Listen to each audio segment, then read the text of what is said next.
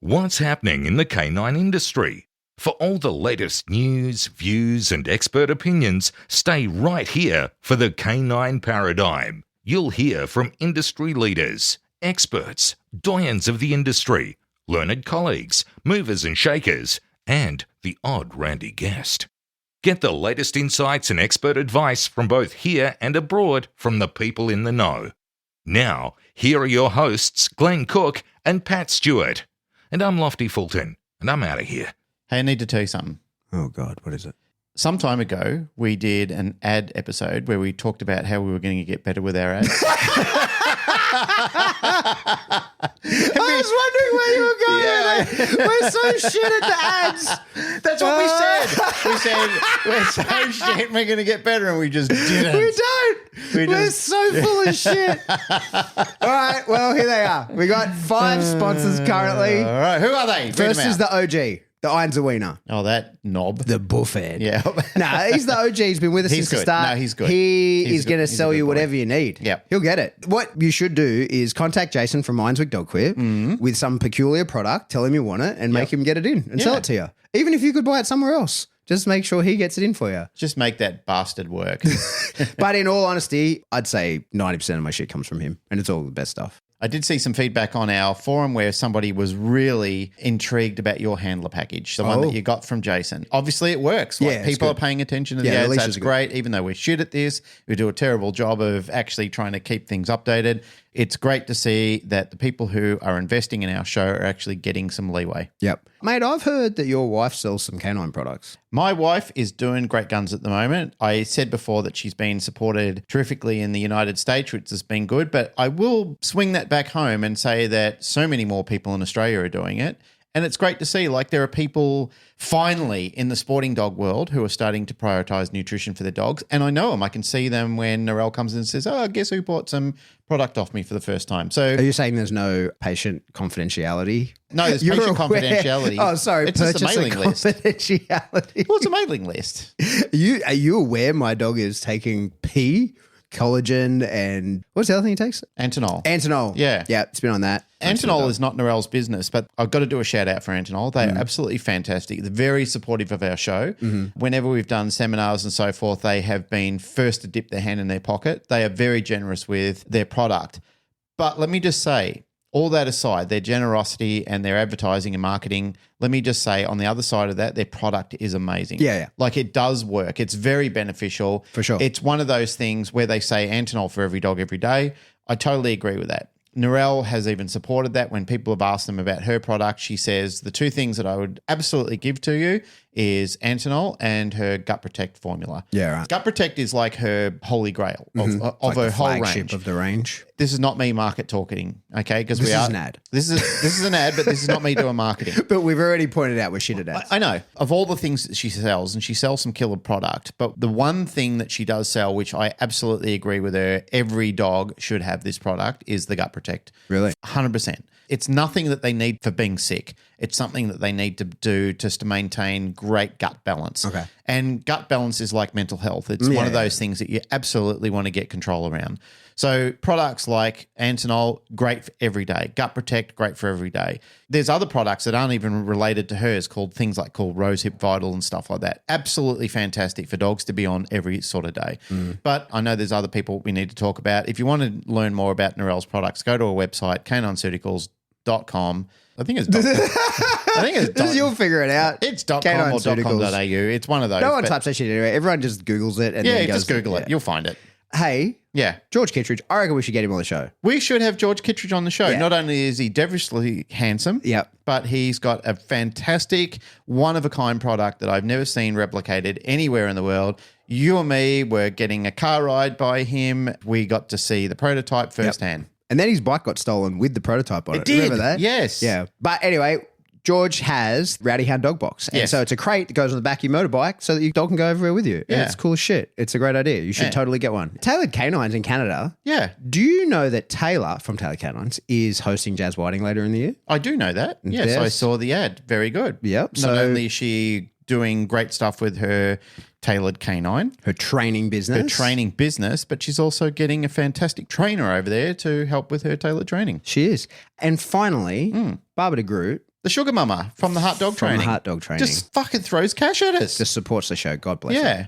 I think later on in the year when Narelle and I are over doing a seminar with Melanie Benware, Barbara de Groot is coming over. Wonderful. I think she has put down a like, and I said, you better come, sugar mama, and she gave me a thumbs up. So hopefully she's going to be there and I can give her some love to repay us for all the kindness and support that she's thrown at us and ask nothing in return. All right. That's our ad. Yeah. That one's good to go for at least another 4 years. You'll hear from us then.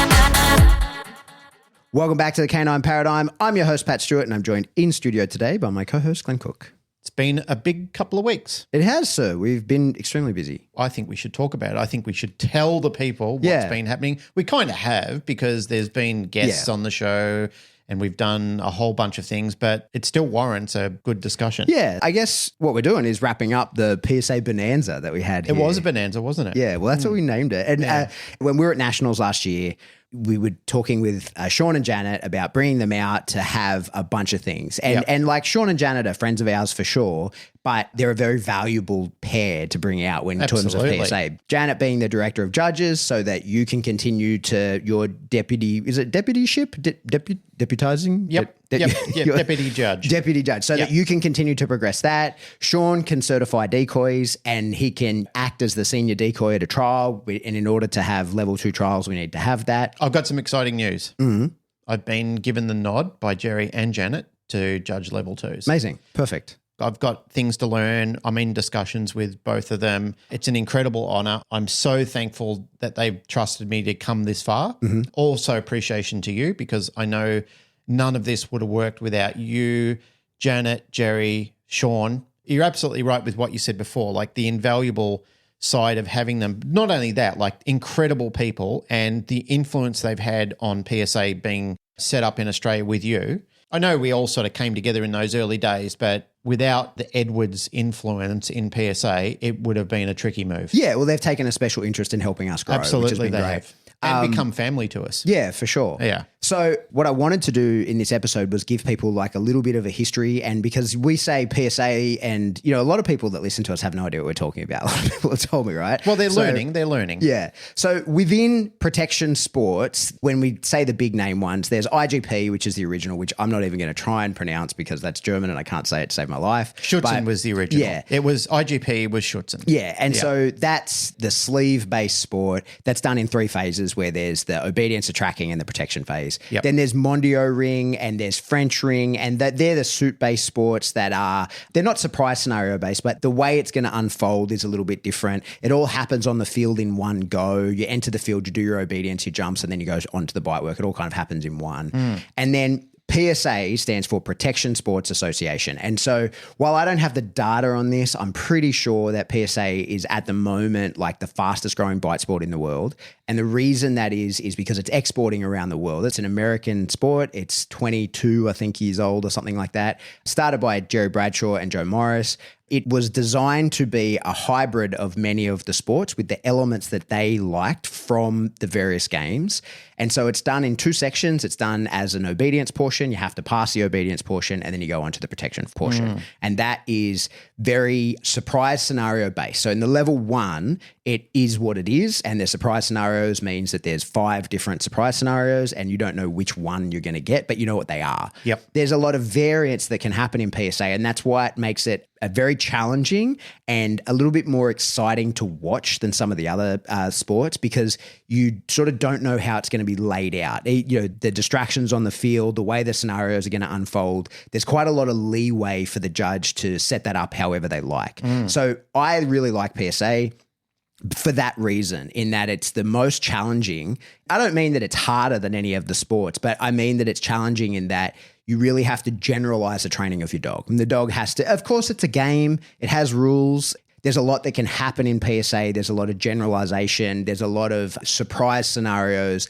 Even all those things, there's parameters within them. And there's ways that the decoy, the person who's being bitten, will approach the dog, will deal with the dog. We've spoken about it in the past. When there was no PSA happening during COVID and I did a couple of Mondio trials, there was some hiccups that my dog was defeated by a Mondio barrage, not in a trial, but in training, like a level 2 Mondio barrage really like He was a didn't hiccup understand for the him. picture. Yeah, because he's in PSA, we don't escape the dogs, so don't move out of their way. Yep. And so he was like, something's not right here. Now, my dog at the time wasn't like in shape and blah, blah, blah. But yeah, there's lots of reasons and excuses. But what I'm saying is it's still a game. There's still rules to it. There's parameters by it. But it's the game that has probably the most necessity for generalization, right, of your training. So PSA in Australia has been running. We had our first ever trial here in 2017. And what happened was there were a few people in Australia that were interested in it. Can you believe that? Yeah, I know, right? It's been a long time. Yeah, I saw the pictures that Shawn put up the other day of our first trial. And that's been interesting, sort of the trip down memory lane of all that, because all the Facebook memories come back because we've had our trial pretty close to the same weekend every year. And not exactly, but within a couple of weeks either side, that sort of midwinter trial. And so what happened was in 2016, and we've done episodes on this in the past, but I'm just giving sort of a recap. In 2016, as there were a few people in Australia looking to sort of get the game going, and most of those have kind of moved out of it now, I decided to go to nationals in 2016 and just see a trial and be like, okay, what is this, right? Like I've read the rules, I've watched videos, but being that it's a surprise scenario-based game, you really don't know what you're watching. And I think that's been one of the challenges in growing PSA in Australia, as well as around the world. For starters, no one puts boring obedience videos up, right? People put up hard-hitting, crazy bite work. And so it's easy to look at PSA and think, okay, it's just uncontrolled bite work, which was the narrative in Australia for a long time. A lot of people were trying to say that. The fact is nothing could be further from the truth. It's all about the control around the bite work and in the obedience while there's decoys present. I thought, I can't really wrap my head around what this game is, right? And I'm trying really hard to understand it. And I'm reading the rules. And there were videos at the time that Koi fam, who, is one of the Hall of Famers. Yeah, Koi's a pillar of PSA and a super nice guy. Yeah, lovely guy, very generous. So Koi is a wedding photographer, I think a photographer of many things, videographer as well. And so he had some really good instructional videos on the entry levels, the PDC and stuff like that. And so I'd watched that and sort of felt like I had a sense of it, but I wanted to go and I wanted to, before I commit myself to this, I want to go and see what all of this is. So I went to nationals in 2019. It was in Texas, in Dallas, and it was hosted by like the same guys that we went to last year. That was why it was so cool kind of being there, because it was like going full circle. It would have been like a legacy thing. Yeah. And so I fell in love with it immediately. I was like, oh my God, this is the coolest thing ever. And so I trained with the club that were hosting for the week leading up to it, met some incredible people, had an incredible time. I was really well received. And then to the point where these guys, even at nationals, like I decoyed all day at open field. I knew very little about catching a dog in a PSA style, but they gave me the heads up and were happy to let me do it. Spent the whole day decoying the open field. And then at the trial, people have messaged me since and they're like, how come you're on the field at nationals? And I was like, because these people let me be on the field. Like as a dude from another country who was like, hey, I'm thinking about trying to get this going in another country. Do you mind if I'm out there to try and really understand what they're like? For sure. Come out, like 100%. Come out, be on the field, shadow the judge, like walk around with the judge, ask questions about how things are going down. So who else does that? Yeah, exactly. I say this with respect, but I also say it with some absolution at the same time, that there exists a lot of elitism that exists in some of these other sports where there isn't allowances for them.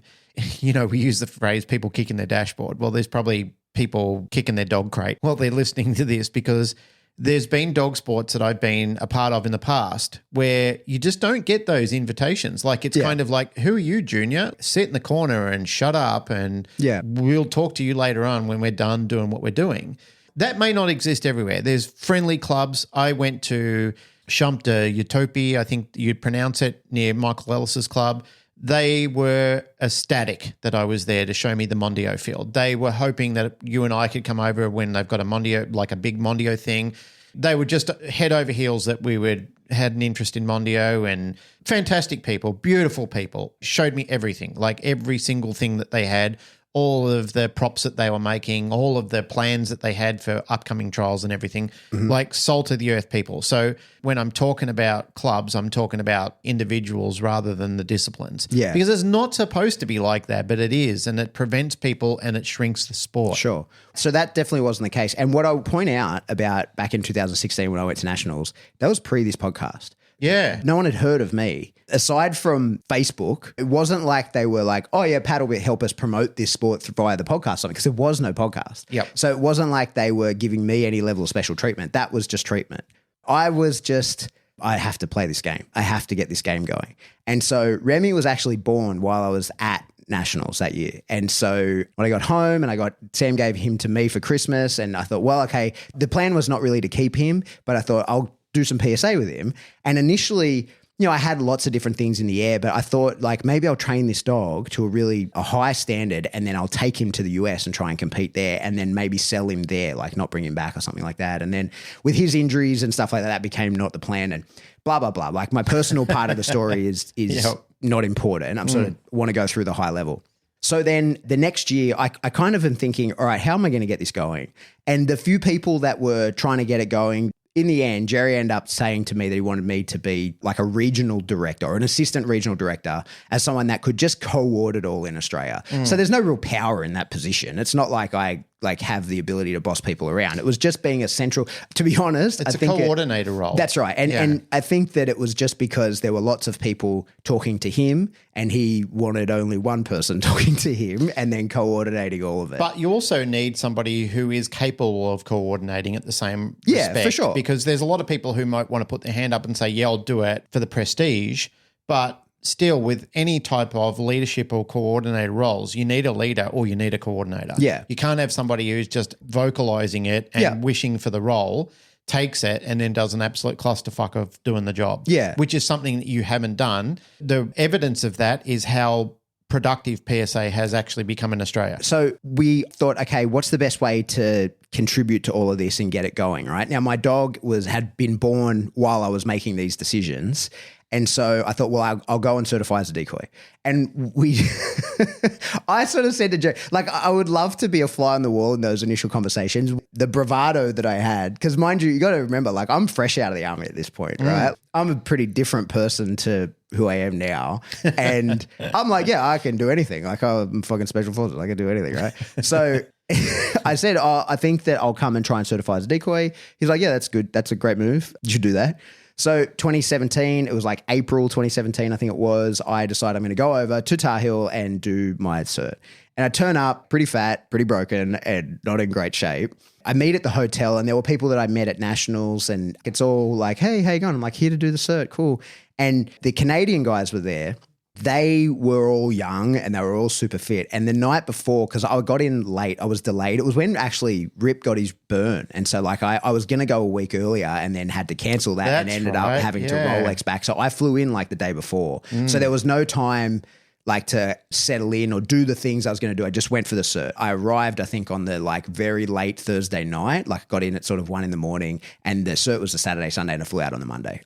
Anyway, continuing with my story, I think like, oh, this is just you're a good guy. Here's a tick in the box, right? Like, away you go, no worries. And I'm talking to these Canadian guys, and they're sort of talking about their training regimes, and the night before they're talking about how they're just going to have a light meal because, they don't want, and I'm like, what are you guys talking about? And they're like, have you not seen any of the videos? And I'm like, no, not at all. I don't know what you're talking about.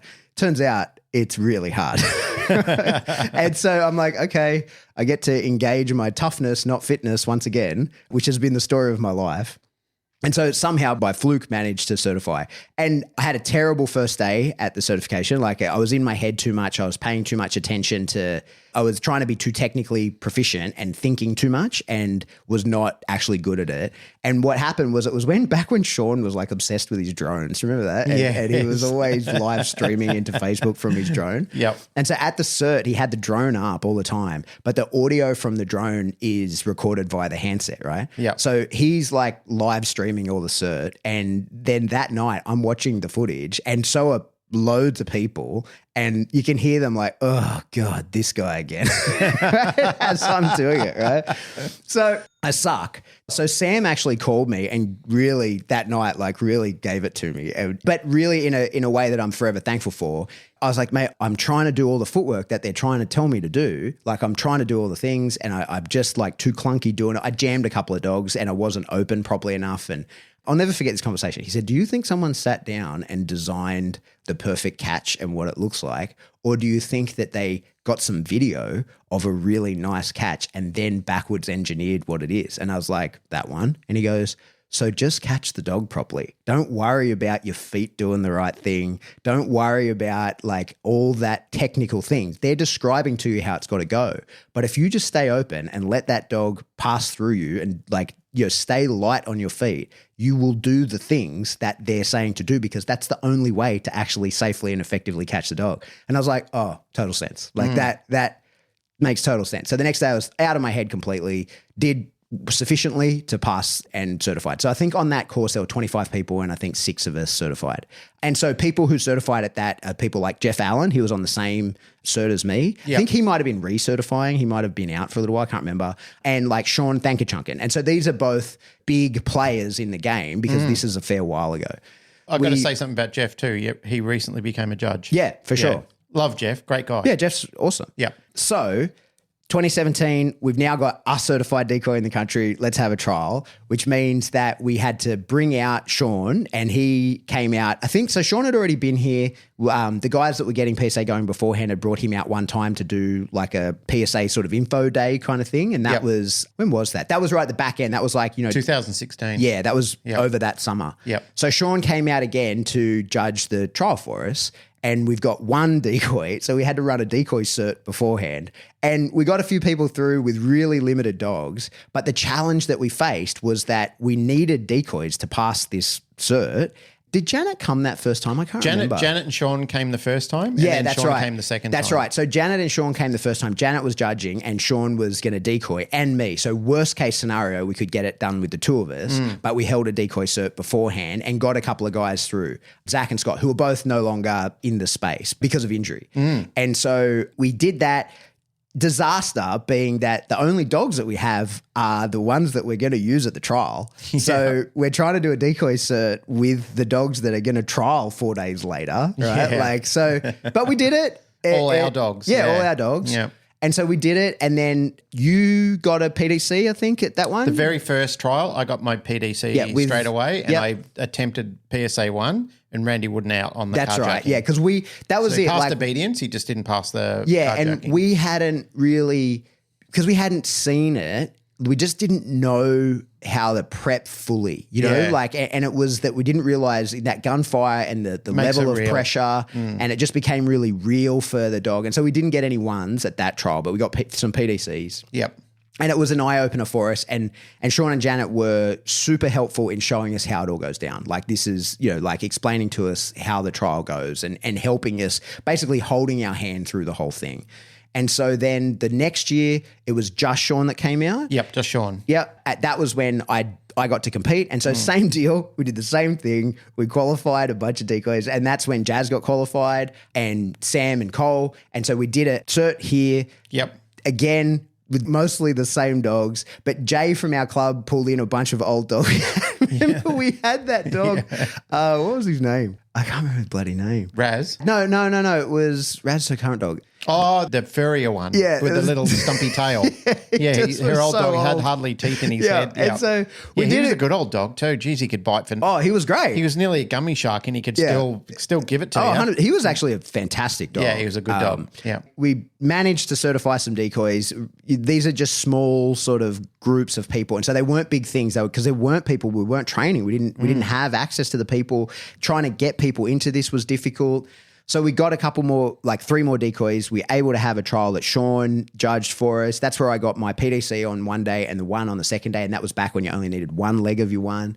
I got my one on that day. Yeah, you got it as well. Yep. You got it on the Saturday, right? Yeah. So, and I got it on the Sunday. So awesome. We're making traction. The next year, we've got dogs that can compete in the twos, right? So me and Jay are going to show in the twos. There's some other dogs coming in the ones. That in the meantime, a couple of other clubs have popped up and there's more people getting involved. So for the trial that we had in 2019 was Shawn, Janet, and Jerry all Yes, came out. that's right. It was too. And I was apprentice judging. Yeah. Shawn came to decoy. Yep. Janet and Jerry were both going to judge. Janet judged the first day. Jerry judged the second day. Yep. We finally, it's all making progress. I'm showing in the level 2. Jay had her dog showing the level 2. I get a leg of my level 2 on the first day. Amazing. I'm super happy. This is all, I'm going to close this out on the second day. Didn't go that way. But again, lack of experience in the game. Like it was in the fended. I didn't know at the time that you could send the moment the decoy comes out and shows himself. I thought you had to wait till the decoy goes back away.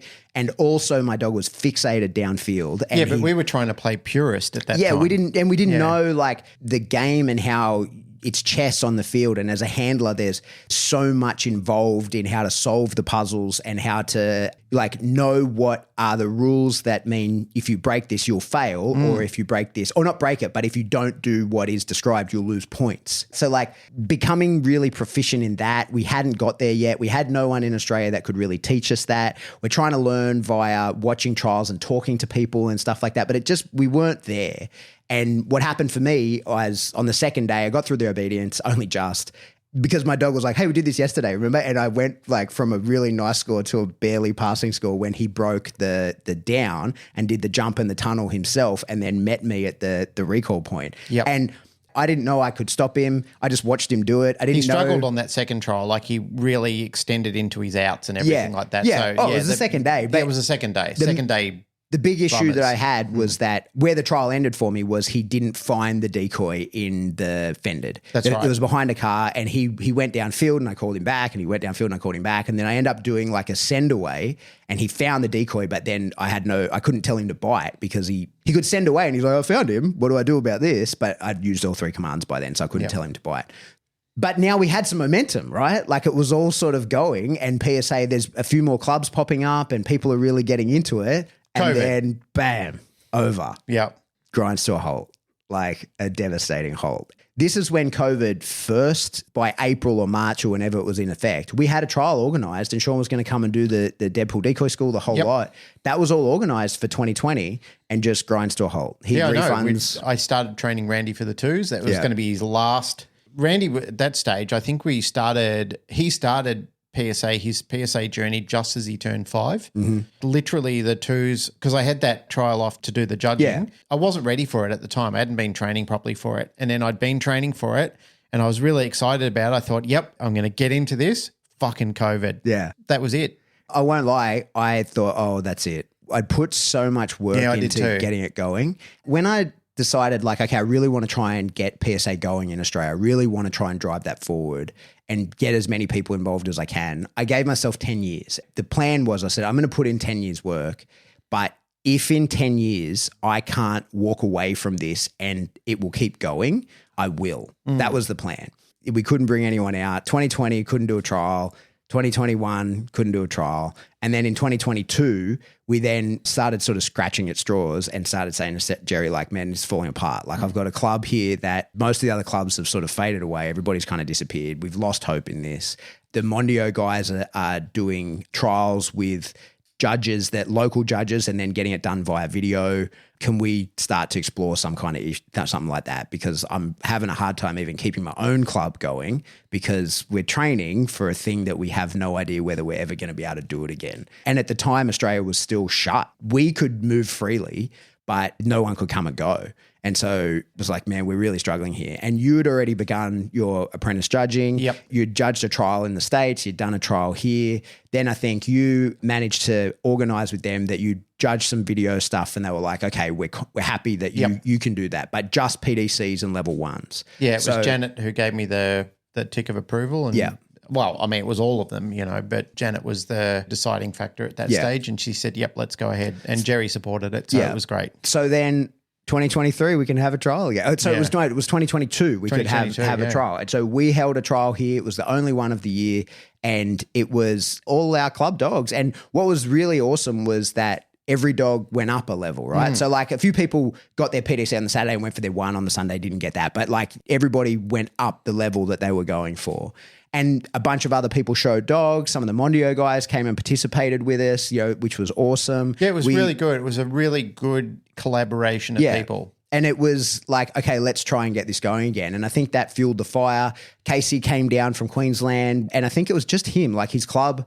I can't remember. I don't think his club had actually like properly formed at that point. It was still him, and he was sort of playing Mondio and all kinds of stuff with his dog, and still IGP and everything. Yep, he was everywhere. Yeah. And so he got his PDC at our trial. Yep. And then, it's a big burden running a trial. It's a big thing.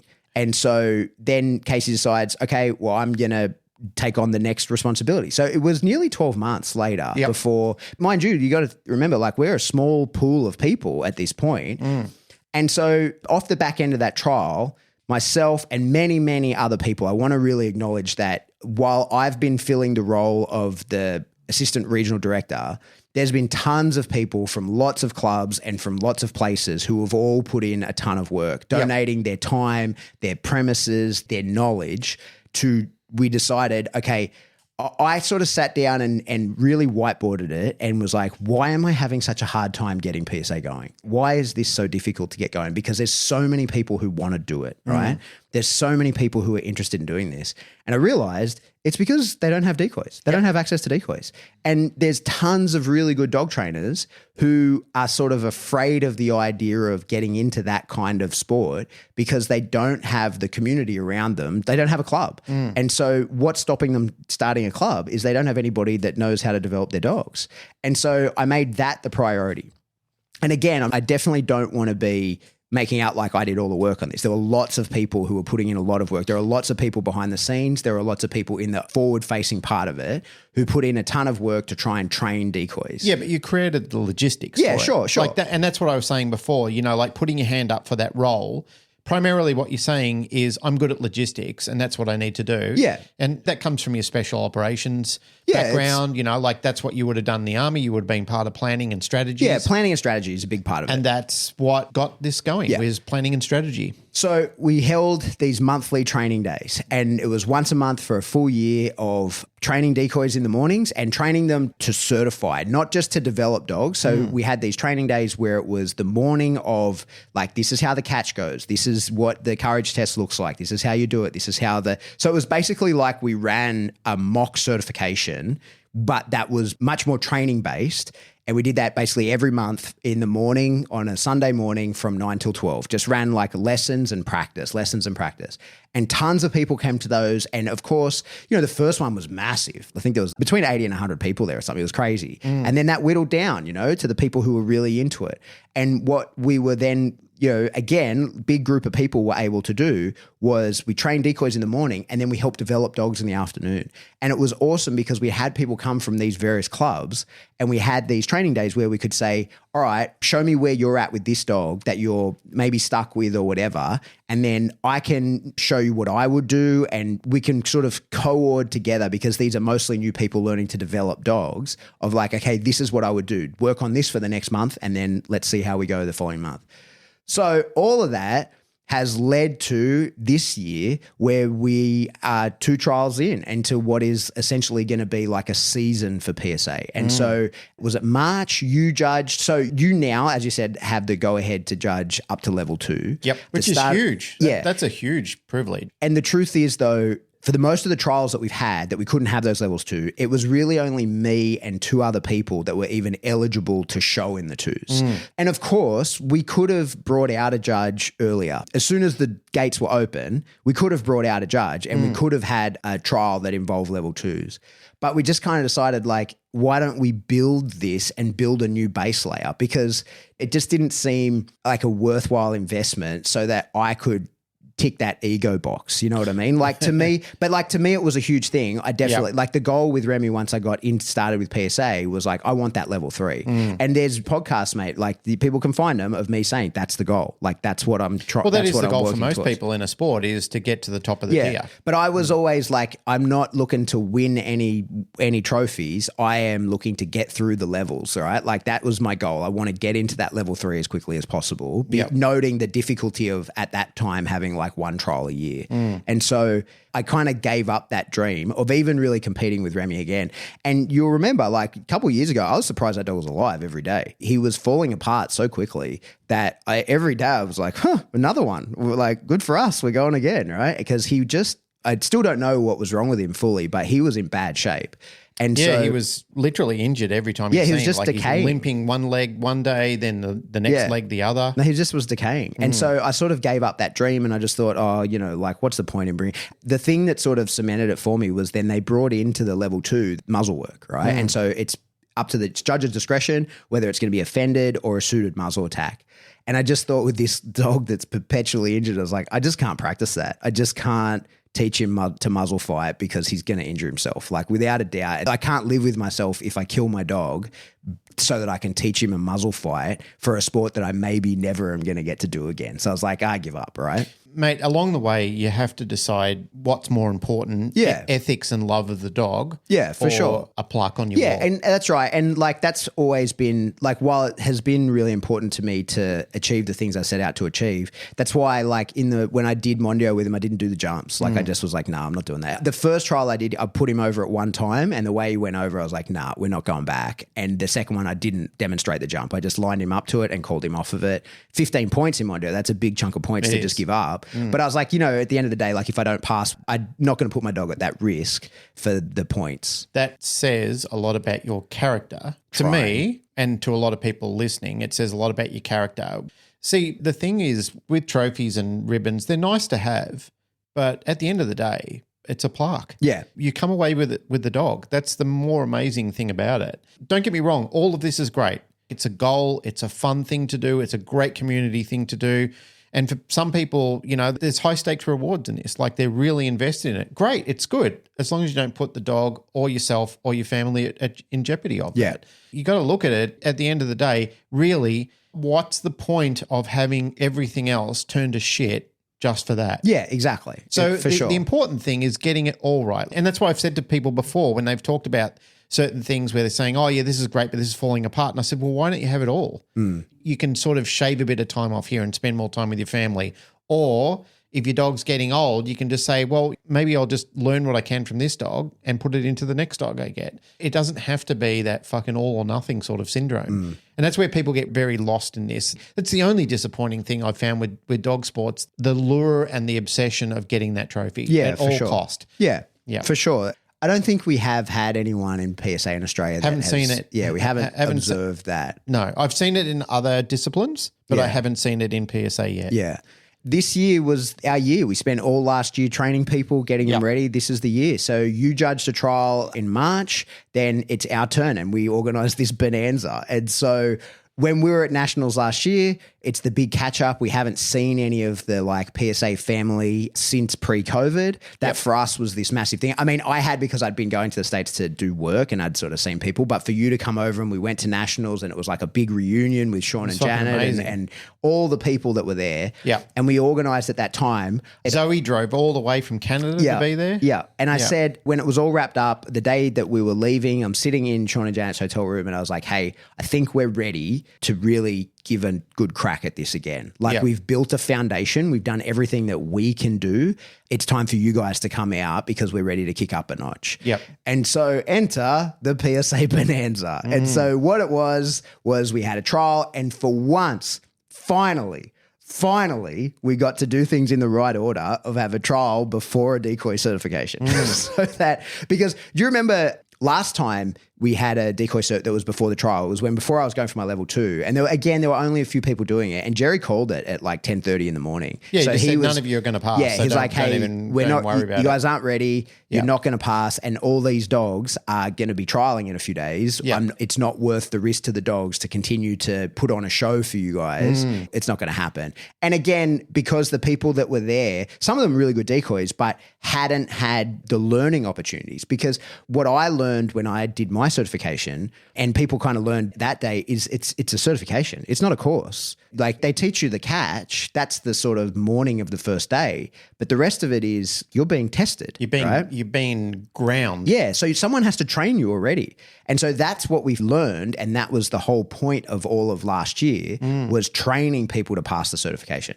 So we have the trial. It's this big thing. We tried to give it a feel, not that it was a nationals or anything like that, but we tried to give it a feel of a spectacle, right? And It was like a carnival. Yeah. So many people from within the club, our club, but also external as well. There were so many people that, and so you'll notice I'm not saying any names because I don't want to leave anyone out, right? I just want to give the bigger picture of all of this. And you have to understand there were lots of people involved in organizing this. Amazing. Yeah. And people who did a lot from behind the scenes, and we had a big raffle. Like the raffle lost money. The raffle wasn't designed. I'm not surprised. Yeah, the prizes, there was like way more. There's probably about 15 grand's worth of prizes there. Exactly. And so the raffle was never designed to make money. The raffle was designed to get people there. We only did cash sales on the day. Yep. So you had to come and buy a ticket in what was an incredible raffle. Like first place, fire pour slap meal with all the bells and whistles that Jason and Bridie both, there's a couple of names, but they donated that, right? But they donated that. They gave that to us. And people, when they gave us things, they were like, oh, this will help offset the cost. We're like, we're not fucking interested in offsetting the cost. Like, if you're giving this to us, thank you very, very much. Appreciate it. We'll tell everybody your name will be on it, but we intend to lose money on this raffle. We want people there because Bite Sports, our head's on the chopping block. And what we wanted to do was put a show and go, hey, this is what it actually is. Stop imagining what PSA is. Stop believing what you're told by the people who don't want to succeed. Come and fucking watch. Come and watch a trial and see how hard this game is, right? So both the legs that I've got of my level 2 are under her. I failed the one under Jerry. Both the ones I got under Jared. She's the fucking got a sharp pencil, man. Like Janet Don't I know it? You know what I mean? I was surprised that, look, to be honest, it was great because there was a couple of things that we were a bit out of tune with, but I just had to learn what I was seeing and how to judge those levels. And then we started to narrow in to the point where we were like a point away from each other, which was terrific. And it was, I just needed to know, why is your pen so sharp? And between judging, and even while she's judging, Janet's saying, adjust for this and adjust for that. And I'm going, oh, yeah, that's a really good point. Yeah. So for me, it was just like fucking schooling on the run. And it was terrific. Awesome, right? Yeah, and so best experience. That's why we wanted Janet to come. She's Absolutely. the director of judges. Yep. She's going to set the standard of what it is. Yep. And of course, one of the things that I think people have a hard time wrapping their head around with all bite sports is that there is leeway for the judge. You know what I mean? And there are certain things that a judge will like in a dog that they want to see because it's just what they think a dog should look like. So like, you know, the way that a dog might be in the guard, like some judges want to see a really tight, aggressive bark and hold, and they want to see the barking. And I've heard judges say that like, you know, if there's no barking in the guard, I'm not giving you full points. Like if it's a 10-point exercise, I'll give you 9.5. No, like if there's no barking, because I want to see that intensity. And others I've heard say, oh no, I don't need them to bark. As long as they're tight and they're attentive, then that's what I want to see, right? So like there's space for people to interpret things, and you're always going to get variances between judges. And I think that's the same in any sport. And I think that that's how you choose your trial spaces. Like Jerry did that whole podcast about what it is to judge a level 1, right? And there were people who are like, okay, well, like now I know I have the style of healing that Jerry's going to give full points to, or they're going to say, I'm not going to get full points under Jerry. Like, but that's just the case, right? Like that's how it goes. There's people like individual styles of dogs that can do a particular thing. So there's variance in judging no matter what it is, but 100%. It's only ever going to be a couple of points. Like the variances are going to create a different, it's not going to be the difference between passing and failing. What it is going to be is the difference between who might win a trial versus not passing and failing. So one of the things I really love about the PSA judging group, obviously I'm in that Facebook chat groups. One of the things I've been learning of late, like let's say, for example, a dog does a certain part of the protection routines and doesn't do overly wonderful at it, but not really deserving not passing. So some of the times the judges will sort of like, okay, I'm going to let that just marinate for a little bit of time. I'm going to watch the rest of the routine.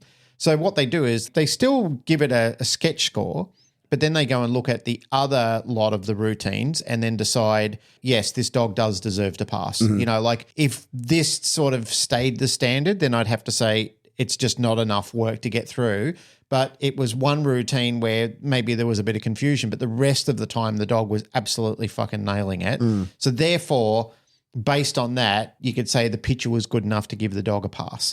So that's what I do love about the sport and I love about the judging. So The one thing that people have got to know about judging in general of anything is that there's variances in, as you said before, in what judges want to see. No judge is absolutely perfect. There are times where you might just put your eyes down for a split second and something may happen and somebody might say, well, why wasn't that judged? Because you have to fucking write so many things on the paper at the time. You've got to be doing adding, you've got to be doing considerations of things. So you might see something and just put your eyes down and the dog did something or the handler did something in that 1 to 2 second frame that you were out of sync with what was going on, and then you look back up and you didn't see it. But in PSA and other sports, you have the right to go over to the steward and say, what just happened? And then the steward can tell you and you can judge it.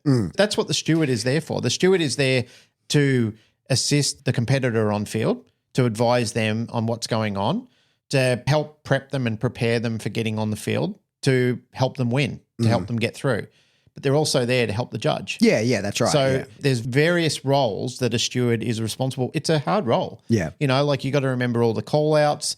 The stewards don't get it 100% right all the time. And that's like a few of the learning stewards that have happened over the time for us have freaked out when they've made mistakes. And I said, I watch stewards and judges make mistakes at nationals. Yeah. Don't worry about it. It happens. It's not the end of the world. We're not playing for sheep stations here. It's a trial and we can correct it along the way. Yeah. For example, there's been times where competitors have been on the field and they've given a command to the dog and the judge has made an assumption that it was a different type of command.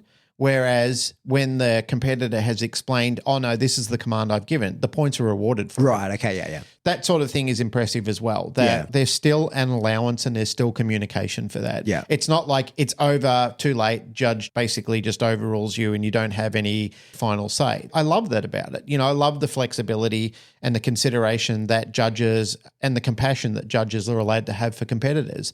I've never been at a trial for PSA where I've seen any form of favoritism. I've never been at a trial where I've thought the judging was bad. No, and of course, like nobody's going to do that. But I think one of the things that people, always have to keep in mind with that kind of stuff is people will watch the video that someone filmed for them of their trial and they'll be like, oh, the judge didn't give me points for this. I'm like, yeah, but mate, they didn't have the video to refer back to. Like, That's as right. you said, they're taking in what they see in the moment. This isn't high level competition sports where we've got 16 different camera angles all going that can be live looped and played back in slow motion to give a referee or a judge. Yeah. What do they call it in the NRL where they call for the video ref? Not sure. But like, you know, I know what you're talking about. Like in high level football, Yeah. the ref can be like, I couldn't see that good enough. Play the video. It's trial by video or something like someone that, else isn't can it? make the call because I didn't see it. Yeah. And so like we don't have that. No, we've got that point. You've got 1 to 2 sets of eyes, and let me tell you, everybody on that field is nervous. The judge is nervous, the steward is nervous, and the competitor is nervous. And then the decoys are nervous. Like the decoys are fucking freaking out about fucking catches up or doing anything like that. Like everybody has their own thing that they're thinking about on the day. You kind of look at it and sometimes it can look like a really well-oiled machine, and it does, but everyone's thinking, oh, fuck, I hope I don't fuck this up. Yeah. Like every single person on that chessboard is all going through that. Like, I hope my catch is perfect. I hope my stewarding is perfect. I hope my judging is perfect. Everybody's trying to, because everybody is trying to do their thing. this is one of the things I'm sort of getting to. We got to keep moving along is that the trials, they're a big community event, and they're one of the things that I think is really important because we'd spent a ton of money on that trial, right? Because we're trying to create a thing, and that's fine. Like that money was allocated for it, right? But we're trying to create some cohesion in the space. We're trying to bring people together. We're trying to like be like, hey, this is our thing. We're really into it. Be cool if you want to do it as well. But if you're not into it, this is us doing it, and come and check out. We do it safely. We do it effectively. There's a lot of care and thought that goes into this. We're not a problem to you. That was, our goal with the trial was like, come and check it out and see. If you want to play, for sure you're welcome. If it's not for you, now you know that we're a professional group that act professionally, right? And this isn't cowboys yahooing. This isn't uncontrolled bite work. This is actually extremely controlled and extremely difficult bite work. This is as hard as it gets, right? Anyway, the trial, it was hard. We There's some people got through some stuff, some other people didn't. Yep. We went over time because it was difficult light, because we ran out of time basically because by 5 o'clock in the afternoon it's pitch black. Well, there was a lot of explanations and sort of teaching moments that were going on day one. So because there were a lot of new people entering the field and Janet was teaching them for the first time, like this is what's going to happen at the trial, there were a lot of questions. There was a lot of time given to explaining what's going to go down. The second day is easy because everyone knows. So when you're doing handler meetings and everything like that, it's much quicker and you can eliminate a lot of them. And plus you're knocking off competitors at the same time because some people who trialled the first day have decided, no, I'm not coming back, or they've got the title they needed, whatever it may be. That's one thing I want to get to in a moment. But on a personal note, it was ups and downs on a weekend for me as competition. So my dog, for people who have heard me just talk about how sick he was, over the last 18 months, he's been pretty good. There's been ups and downs. And my training, like when people ask, are you going to show at the trial? I wasn't necessarily sure I was going to show at the trial until the day of the trial. I was planning to, but I was like, it's really up to how my dog holds together. If he's in good shape, I'm going to do it. And my training plan for the 3 months up to the trial was don't injure my dog, right? Yep. Like that was it, because he knows all the things he needs to know. I don't need to teach him anything more. I did end up teaching him muzzle fighting several months ago. Once he came well. Canine-ceuticals. Yeah, well, that was a big part of it. It honestly was a big part of it. Yeah. It's been a huge part of it. Yeah. Really dialing in, getting him healthy has been a huge part of Canine-Ceuticals, sponsor of the show. Thank you. Narelle will be pleased. Yeah. Well, I bet he's a walking testimonial of the products. Yep. But so is Brodie Charlesworth. Yeah, a lot of it, mate. Half the dogs. Anyway, I'm just proud of my wife. Yeah, we should be. Anyway, so level 2 has a call off. Yep. We get through the obedience. I'm like, okay, sweet. We're going to do this. And the bite work, as I'm at the handler meeting of the level 2 surprise scenario. Now, I have invested a lot into understanding being on the trial field over the last 5 years, because it's been 5 years since I've been able to trial, right? No, not you, overthinker Stuart. Yeah. So I have invested a lot. I've spoken to a lot of people. I've wargamed a lot of this in my head. At training, we've been mocking a lot of things and really going through if this, then that. Yep. So it's one of the things we do at club. The training night before the trial, so we usually train on a Thursday, trial was on a Saturday. We didn't train on the Thursday and we just whiteboarded out every scenario and was like, if this happens, this is what you do. If this happens, this is what you do. So in the 2 decoy fighting scenario, if your dog chases the decoy that flees, this is how you're going to handle it. This is, and it's not the same for everybody. Everybody has a different plan. We really went through that because I invested a lot of time into learning the game. Yep. Over the last 5 years, since I've been able to trial, I've really learned how to play the game, right? And so indeed. I was like, I feel pretty good in the bite work. The surprise scenario, she described it. I was like, I think I'm going to get through this. This will be fine. It wasn't a muzzle fight. It was a fended. So I was like, that'll be fine. I'm not worried. It was a fended using a sleeve. I was like, my dog, that's fine. He'll be fine with that. Yep. Things that I might have been worried about in the past, I was like, no, totally fine. So then we get to the call off. The level 2 has a call off and it's a long send, that call off. And it was challenging lighting. And so I send my dog downfield for the one where he's meant to bite. Unfortunately, had to practice my call off because he locked onto the cameraman. He did. And he'd gone past the point of no return. So we're on. I can't recall him at this point without failing. And he has to bite the decoy on this send and then I've got to call him off on the next one. He went past that and he's locked because it was challenging lighting. He locked onto the cameraman. Now, he wouldn't have bit the cameraman because he's not that kind of dog. He just didn't know what was going on. Yeah, he was field, just veering towards the silhouette that he could see. So I called him off and that's the end of the trial for me. So I was like, oh, fuck, right? So I'm like, 5 years I saw waiting. your heart sink. Oh, mate, I was like 5 years waiting and it went all... I think you could hear a groan in the crowd. Yeah. And the cameraman comes around and he's like, was that my fault? I was like, no, mate, it's not. That's PSA. That's the game. Yes, you were there. He was going for you, but that's the game. He's got to be better than that. Anyway, long story long, we try again, we pass on the second day. So we finally get to close out the leg. And again, the surprise scenario was very challenging, but stuff my dog was capable of. The hardest part for my dog throughout it was getting through it because it was a long couple of days for him and he's an old man and it was hard for him to get through it. But we closed out that leg. And to be honest, mate, I thought I would be happier. Really? Yeah, but I was just relieved. Like I was happy for sure. But to me, it felt like this giant weight off my shoulders. Like I was like, oh, okay. You've finished. Yeah. It's a big milestone. Like you're the first person in the country to get a PSA. And I've been waiting 5 years to And you won the trial. Yeah. Well, that's handy too. But I've been waiting 5 years to hit the field, and I've been fucking organising everything. Yeah. And I've been decoying every fucking trial except the one earlier. And there is is health problems. Like there's a list of things. To be honest, it was impressive, Bud, because his first attempt was a shit show. Yeah. His second attempt was great. Yeah. His obedience could have been better. For sure it could He was a bit flaky in that, but his showing in the protection was great. Yeah, he passed. He did it all. It was great. It was really good. He was impressive. He was powerful. You know, like for as an older powerful dog. as he can be, yeah. Like I'm saying, for what he could be, he put everything into it.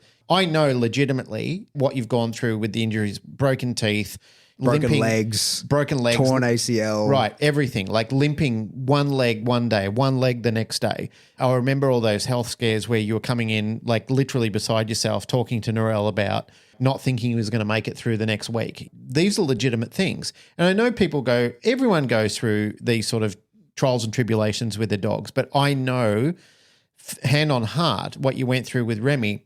There was a time where I thought, I can't believe that you're going to put him in this trial.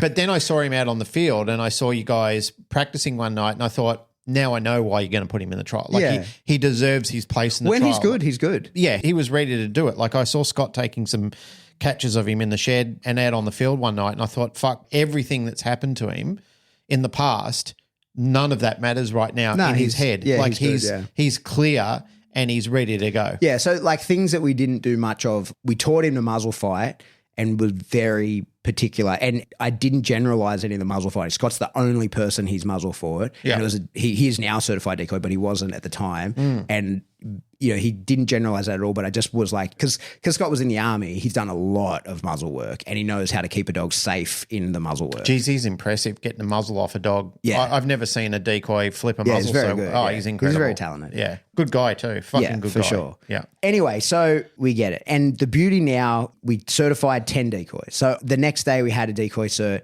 10 people, and they're from all over the place. So that sets us up. We got Ricky in New Zealand. We got Daniel in Perth. Like there's a lot of the local guys who are at all those training events. We've certified 10 more decoys, which means it's going to be much easier to hold a trial because as it's been for us is the people who are involved, if one of them's not available, we're fucked, right? Because we're so constrained and it's so difficult to run things because there was such a small group of people that could act as the officials. And so now we've solved that problem. We've got plenty of decoys. In fact, you know, our new problem will be maintaining their certifications, like having enough trials to get them through. Yep. I managed to tick the box and become senior decoy. So that means we don't have to bring anybody out anymore to have level 2 trials. And since I'm not going to show my dog anymore, I'm happy to fill that role again until it's time for me to start again with a new dog. And by then we'll have had somebody else rise up and do that. We can do some pop-up trials now. Yeah, we can. It's easy for us now. That's the beauty of it now is that we are self-sufficient and we can run trials that, because I'm the only person with the 2, I'm not going to show again. So there's nobody that's missing out on not having a 3 that you can judge a 2. So we can start really growing things and doing it. And the main thing that I'm really excited about is like, because I have at every trial that we've been doing, been wearing a lot of hats, you know, like one of the challenges that I've faced in all of this is that within our club, it's like I'm the training director, so I'm helping everybody prepare with their dog. And so I have to do that at the trial. And, you know, I'm the one that, like, not with everybody, most of them have sort of paired up and they've got their systems, but I've got to help them get onto the field. There's a routine around that. And that can't just be done by anybody. The dog has to be comfortable. Like, there's a whole production around getting the dog onto the field. I've been decoying, and then what we've been doing is having like an announcer at the trial. So there's been a lot of hats that I've been wearing and doing all this, and I feel finally now that I can start taking a few of those off. And so the club, everybody's working really well together. It's now to the point where I feel very confident that they don't need me to enter the field. They can do that with themselves. We've got a system in place. Jazz is helping them. So at the next trial, which is Casey's trial in Queensland, I am going to be the senior decoy and that's it, right? Like I am just going to be there as in my role as the regional director. There's no requirement for me to be at the trials. What I have been doing at the trials is sort of acting as a commentator announcer, for starters because I like talking, but also because I'm trying to educate people in what's going on here, right? Yep. Like this is what you're seeing. But now we've done that, right? Like I feel like most of the people who are going to come, they've seen it, right? Like, or there's enough people there when somebody's like, what's happening here? Is a dog meant to do that? Someone else in the crowd will be able to say to them, yeah, that's meant to happen. Or no, that dog broke the position. Like we've got to that point where there's enough knowledge. We've educated enough people that like we don't need someone explaining what's going on. So I feel like I can drop that role. Like I say, there's no requirement for me to do that as the regional director or the assistant regional director. That's not a job that's necessary. It's just something I felt like I wanted to do, but I feel like I don't need to do it anymore. I don't know. I kind of like it. I like the vibe that it has. But I feel like someone else can do that. Like the clubs can provide somebody that's going to do that. That's fine. What I would have probably liked to have heard at the Bonanza was some music. I think. Between. Yeah. Or even when people are doing a walk-on with their dog, like they do in Nationals, you could have like a theme song for each dog. Those sort of things, I like that edgy sort of. Yeah, for sure. And those are things that go into our like after action review of like, you know, how do we do this better next time? Of course. And those things are there. But what I feel really good about is that now we're in a place where we've set it up. It's there. And like, I want to be really clear. I'm not taking credit for that. Like there's been a ton of people putting in a ton of work to do that, right? No, you've handed out credit to a lot of people, deserving or not deserving. But so we're finally at a place where I can now just at the next trial, I'll be the senior decoy there. And my only responsibility is the other decoys. And I'm going to make sure that they understand their roles and responsibilities and work within the rules. But you won't be there. Ben Lipinski's coming over to judge it. You're going to be in the US. Yep. But so Ben will be the judge. Ben sure as shit doesn't need any help from me. You know what I mean? Like he's a pillar of PSA also, right? Like he's a huge part of it. You know, level 3 dog, senior decoy, judge. Like there really aren't any other boxes that he can tick. Yeah, he's very heavily invested in it. I feel really good about it, mate. Like I feel really good. I feel like I really want to stress the we in that. Like there's been so many people involved in doing this that we've finally got it to the point where we're there. We're making progress. It's all happening. You just cannot do these things without the backs of other people. What generally happens in situations like this, like people are immortalized not by their own words, but through the thoughts and the actions of other people. If you're searching for credit and you're trying to put your hand up and saying me all the time, people shun you for it. The reason that you're getting a lot of credit in this is because, like Casey said to me the other day, he said, Pat Stewart has given me more than any other motherfucker has ever given me in this. He has provided me with all the tools, all the knowledge, and he's done it all at his expense. And I said, yeah, but that's the type of person he is. He wants this to succeed. He's not doing it so he can say, well, now you owe me. He's saying, I'm doing this because it's something, like you said before, it's a game that you want to establish so you could play this game. And you know that you need all these people around you to do that. But like I'm saying, it takes a village. And you've got to create the village. Like it might be one person's view to create the village, but the village ain't getting built on that one person's view. Yeah. Like there's got to be people who are going to cut the wood. There's got to be people who are going to fix the thatchings. Everybody's got to play their role in it. And then you've got to say, well, didn't we do a great job of doing this? And that's how I want to wrap things up because we got to go train real dogs. But I want to say from my own club, there were so many people and people put in a lot of money into this, mate. Like there were people who put in a lot of money and they're people who don't want their name said. You know what I mean? They're not interested in any thank yous even in that they want it to be successful. And so there were people who put in a huge amount of time. There were people who huge amount of money. And in the training of all those decoys, there were people who gave their all. It's ended up in some tricky situations with people, but we all put in and created something and we've achieved the thing that we wanted to achieve. And I'm really thankful to everybody and really proud of how it all went. And we got the thing done. We're on the track now. And like there'll be challenges. I'm sure that fucking Bite Sports are still heads on the chopping block, you know, like all of that. There's many more challenges ahead of us. But I feel really good now that we're on track and we've grown to this point where now I think people can look at us and go, hey, this is a real thing. Because a lot of people don't want to get on the ground floor with a lot of this kind of stuff. I get that. I understand. They want to see, are you going to do it? Is it going to survive? And I think we've done that now. We're like, no, it's happening. We're playing this game. We're doing it professionally. We're trying to set and achieve a standard for ourselves of professionalism and of like really high bar for training, because that's what PSA is. It's a really fucking high bar for training. And I think that what we're doing as well is like setting a standard for the dogs. We're setting a standard for training. We're setting a standard for breeders, because now people can come and see these things and go, oh shit, like, a lot of breeders, we've talked about this in the past, like a lot of breeders think their dogs are something. And they're not lying. They're true. Like they'll pass a polygraph. They mean it, but they don't know what the thing is. And now they can come and look at it and go, oh, that's the thing, right? Like I can see what dogs are successful and what's not. I can see how it all pans out. We can gauge this stuff. And training as well. We can start measuring training and being like, who uses what techniques and how does that play out on the field? And we can start to test and adjust off of that. And people can work together to be like, okay, well, my take on it has led to success here and failure here, and yours has led to success in the opposite places and failure in the opposite places. Let's work together and let's try and build something better. I feel really good about it. I feel like we tick the boxes, and the whole point of this big history podcast and telling about what we did is not for, and like I really, really want to be clear.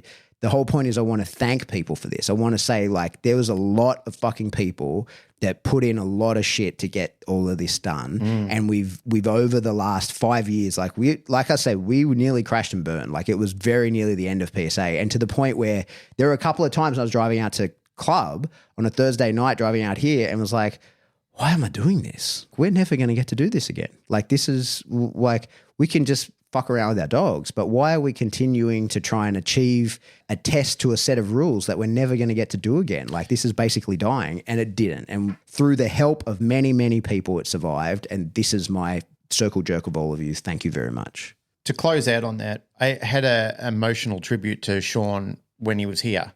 But I really felt that because during the time that I was sort of being nominated as a judge, there was just some lag time that was happening between that. And I was getting frustrated. And I said to Shawn one day, mate, I don't know if I want to stick in this. It doesn't seem like it's happening. I'm just not sure. And I was really going through a lot of self-doubt. Shawn was the one who talked me back into it. It wasn't that I wasn't supported. I was just in my own head about it. I was frustrated about COVID, as we all were. We were all going through some hell, our own personal hell during that time. Shawn kept my head in the game. That's like good. He was very supportive of the whole thing. He made me reevaluate, sit down and say, hey, like just calm your farm, like relax a little bit and just understand that everybody's going through a tragic moment right now, and it's not about you, it's about us. And then it happened. Then I got the nod, and then everything started to happen and it all started to unfold. So like you said, mate, there are so many people who have attributed to the success of this. They've been wonderful and relentless. As a piece of history, there was somebody that I was talking to. I can't recall who it was. I apologize. But we were sitting in the shed during Shawn and Janet's time when they were doing the Deadpool decoy school and Janet's seminar she did. And somebody said to me, is this where PSA started? And I said, we are sitting literally in the seats where Pat and I had the discussion about starting PSA. And I said, I met Pat right there. Yeah. And I said several years before. And I pointed on the outside wall where I met you at a seminar, Mike Suttle's seminar. Yeah. Or Hans and Esther. Hans and Esther. And I said, Pat and I met right there. And I said, and we were sitting right here where we had the discussion about starting PSA. And I said, this is history in the making. This is where it started. And it collaborated into more wonderful people being brought into it. And I said, I was at the opinion, I said, I remember the conversation Pat and I had, and I was burned by dog sports at that time, and I really didn't want to do it. And Pat was saying, like PSA looks cool. I'd love to start it. What do you reckon? Should we do it? And I thought to myself, fucking dog sports. And dog sport people can be the most relentless fuckers on the face of the earth. And I said, it's not that I don't love it and respect it and the discipline and the capability of it, because I do. I'm in reverence of some of the people who do it. Like their skill is just unmatched and it's awesome and the dogs are incredible and the time and the effort they put in it is phenomenal. Really, it's so impressive. But I just thought the fucking politics in this country with people that block you and stifle you, and am I really up to that again? But PSA hasn't presented any of those problems. Yeah, we're trying hard. Yeah. That's a lovely thing about the management that Jerry and co created in developing PSA is they don't fuck with you. Yeah. And they don't want to. And that's a wonderful thing that you don't have this elitism that starts at the head. You know, it's not one of those heads that rots from the top, you know, like it's, this is a sport. This is what the rules are. You create your club, go for it. Yeah. Just tell us what you need and we'll support you. And that's been the wonderful thing about it. There's lumps and bumps with everything. There's understanding and there's comprehension and there's some parallels that need to be ironed out along the way while you're learning and discovering on how to do things. And that's what, as you said, along this whole mission of talking about this big thank you, along the way, you're learning how to trial. You're learning how to do your administration. You're learning how to do your judging and stewarding and decoying and everything like that. But isn't it wonderful? Look where we got to and look at the people that are around us. Yeah. One of the beautiful things was how much collaboration there was over that week of Shawn and Janet being here, because that bonanza came together and there were so many good people that were coming together and supporting, and so thankful that they're being part of a big inclusive family that really wants to come together and do the right thing. And people came from all over the place. It was amazing. New Zealand, Perth, Queensland, the whole lot, Melbourne, Adelaide. Like we had people from all around the country and outside the country. It was amazing. And contribute. Like I say, I just feel really good that we're on the right path. Well, mate, I still remember that conversation, and I've got you to thank for it because I was going to give up on it. Yeah. I just didn't have any faith in it anymore. I just thought, no, people are just like trying to, I've already gone through it. But that was the frustrating point, but it's not happening. Everything that I feared hasn't happened. It's been a massive weight. It's a relief for you, for me, for so many other people that have had those bad dealings in the past. We're not having them anymore. Yeah. Thank you, community, for getting behind it. And thanks for being part of this. I can't thank you enough. Yeah. All right. That's it. That's enough of our circle jerk. That's it for another episode of the Canine Paradigm. As always, if you like what you hear, just like, rate, share, subscribe. Do that through whatever subscription service you download us from. If you want to support the show, best way to do that is to jump into Patreon. I have a gentleman helping me make content at the moment. And so I'm pleased Theo, who is my new favorite person. He's always been my favorite person since the day I met him. Now certified decoy. He did amazingly at the cert. Anyway, he's helping me make content. So he's helping me edit and stuff. And so that means that I can make more content. Actually, to be honest, it's a toss-up between Horny Dom and Theo. Yeah, okay. I'll give you that. Yeah, I love Dom. I love Dom too. Yeah. I love them all. Like, there's so many people I love. Yeah. Anyway, so on Patreon, I've got a lot of stuff to be able to go in there. Yeah. I'm able to have people cut up the stuff that I've got hard drives full of content. But it's time that I don't have, but now I've got someone doing that for me, which is excellent. It's wonderful. So stand by for that in Patreon. There's going to be plenty of stuff going into there. I still want to do my judging walkthrough because we're planning to do it with Janet. I want to come around to your studio one day we can, let's do that. Let's do that. Let's do it. I want to do it. So anyway, if you want to support the show, the best way to do that is Patreon. Jump into there. A few bucks a month gets you access to a giant backlog of information as well as new stuff going forward. You know what? You know what, with Patreon, if you haven't got the money to put in for some of the higher tiers, you can always buy us a coffee on the dollar tier. Yeah, like for sure. That helps. It does help. Yeah, it's all support. It all keeps the machine moving forward. The Canine Paradigm has bills to pay, unfortunately, and taxes. And you guys will be happy to know we elected not to buy the Apple Vision Pro. Yes. Because it turns out it doesn't really do anything. Like, it's super cool. It was just on the wish list of things. But it turns out the thing that I wanted to do we got a nice $5,000 tax bill the other day. Yeah. That was great. Yeah. So but the thing I wanted to do with it, couldn't do. So I was like, oh, well. What's the point? Yeah. Like I could watch movies in it, but presently I have zero time to watch movies. So it would be my kid playing with it, and told Rip very clearly that he's not disappearing into virtual reality. That's not happening. Well, if you're a surgeon, apparently it's good for that. Yeah, well, there you go. I'm not a surgeon either. Oh, there you go. You could support us, buy us coffee, do all that through Patreon. Support us, buy coffee, go into Spotify and give us 5 stars all over the place. Yeah, exactly. Yep. You get some merch, do that through Spring. There's links in the show notes. Get yourself some cool shirts. What I see the most of by far and away now is the cool story showed me a dog with she drew on a napkin. Yeah. She drew it on a fucking napkin. Yeah, Can you believe that? Some of the greatest art in the world is done in the same way. Talking about people we love Katrina. Yeah, for sure. Yeah. Yeah. There's so many awesome things about Katrina. Yeah, and like another dog world gem. You know what I mean? That you just sort of meet at a thing and you're like, oh, wow, fuck. Friend forever. Yeah. Yeah. Anyway, moving on. If you want to get in touch with us, the best way to do that is jump in the Facebook discussion group. Lots of stuff happening in there. Do that. We're trying to always find ways to add value in there, but there's lots of good conversations. Everything's just lots of people being nice to each other in there. But if you have something to tell us individually, you can shoot us an email. We are info@thecanineparadigm.com.